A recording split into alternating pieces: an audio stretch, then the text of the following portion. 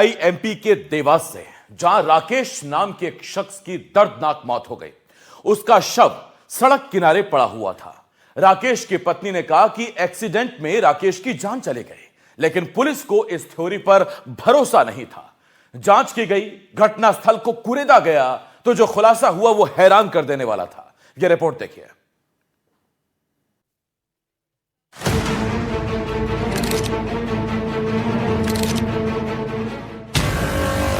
एक पति जिसे परिवार से था बेइंतहा प्यार, एक पत्नी जिसने आशिक पर सब कुछ कर दिया कुर्बान, गुमनाम रिश्तों की बदनाम दास्तान, 3 बच्चे अनाथ, एक और पति की गई जान। मध्य प्रदेश का देवास जिला, तारीख 8 जनवरी 2026। रात के वक्त एक ऐसी दिल दहला देने वाली वारदात हुई जिसने पूरे इलाके को हिला कर रख दिया। उज्जैन बाईपास पर नौशराबाद पशु हाट के पास सड़क पर खून से लथपथ एक शव पड़ा मिला।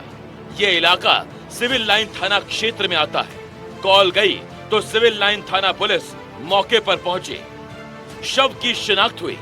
ये थे 42 साल के राकेश मालवीय, मजदूरी और शटरिंग का काम करने वाला एक साधारण इंसान। सड़क पर खून से सने शव को देखकर पुलिस ने शुरू में इसे सड़क हादसा माना, लेकिन पोस्टमार्टम रिपोर्ट ने सब कुछ बदल दिया। शव पर गला रेतने के गहरे निशान थे। पीएम रिपोर्ट चीख चीख कर कह रही थी कि यह हादसा नहीं बल्कि सोची समझी साजिश थी, एक बेरहम कत्ल। लेकिन सवाल ये, कौन था वो जिसने 42 साल के राकेश को मौत के घाट उतारा था? सवाल यह था, आखिर किसने एक मर्डर को एक्सीडेंट का रूप देने की कोशिश की? सवाल यह था कि आखिर मजदूरी करने वाले एक आम आदमी की किसी से ऐसी क्या दुश्मनी हो सकती है कि कोई इतनी प्लानिंग के साथ इतनी बेरहमी से उसका खून कर दे। इधर पुलिस इन सवालों में उलझी हुई थी। उधर राकेश के घर जैसे ही उसकी मौत की खबर पहुंची, राकेश की पत्नी और उसकी मां पर मानो पहाड़ टूट पड़ा। घर में कोहराम मच गया, हर तरफ मातम ही मातम। हमको तो फोन आया हमारा तो 12-1 बजे का करीब में कि तुम्हारा भाई का एक्सीडेंट हो गया, दिनेश भैया आ जाओ। अपन चले उसके पास में, बाईपास पे। माँ बदहवास थी। 3 मासूम बच्चे पिता की मौत की खबर सुनकर बिलख बिलख कर रोने लगे। हर किसी के मन में सवाल था कि सीधे साधे राकेश का दुश्मन आखिर कौन था? वो कौन था जिसने घर के मुखिया को मार डाला था? इस सवाल का जवाब ढूंढने के लिए सिविल लाइन थाना पुलिस पूरी ताकत से छानबीन में जुट गई।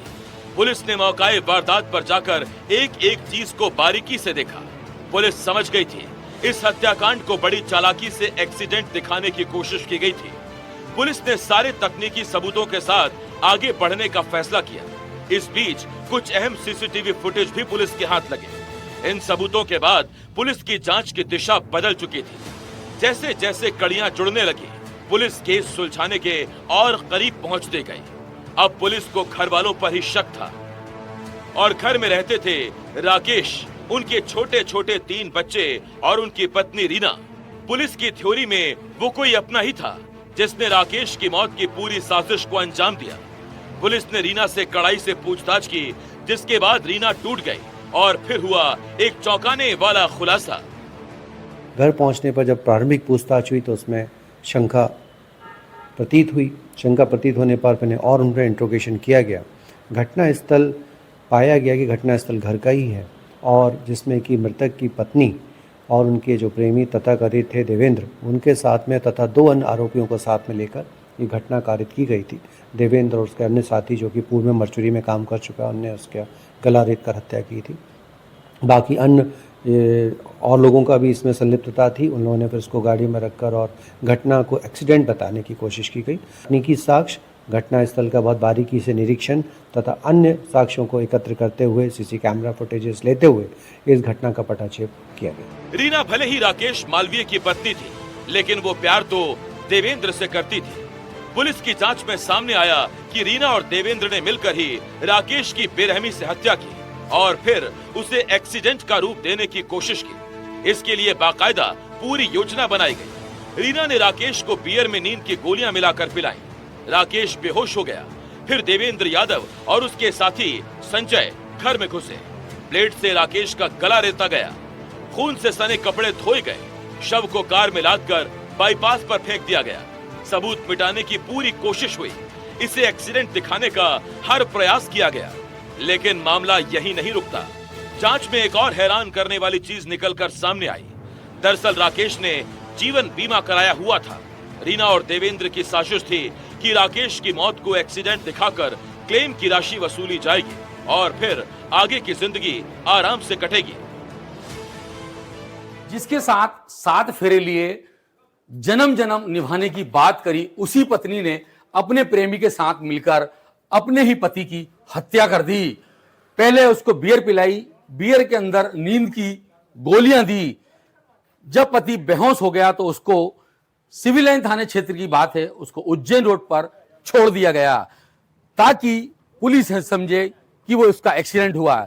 लेकिन देवास के पुलिस कप्तान पुनीत गहलोत ने अपनी टीम से जाल बिछाया और पूरा खुलासा किया। बेटे की मौत हो चुकी है, माँ का रो रो कर बुरा हाल है, उन्हें रह रह कर अपने बेटे की याद सताती है। मजबूर माँ के आंसू दोषियों के लिए फांसी की सजा मांग रहे हैं। उसकी सजा दिवा देना, उसको सजा दिवा देना, वो मेरे बच्चे को जिंदा उसकी सजा देनी चाहिए, उसको फांसी जारी होना चाहिए। ये एक ब्लाइंड मर्डर था। आरोपियों का पता लगाना मुश्किल था, लेकिन देवास पुलिस ने कमाल कर दिया। सिर्फ 48 घंटों में case solve. Forensic team, CCTV footage, mobile location और पूछताछ से सारी साजिश खुल गई। रीना ने कबूल किया कि उसने ही बेरहमी से राकेश को मौत के घाट उतारा था।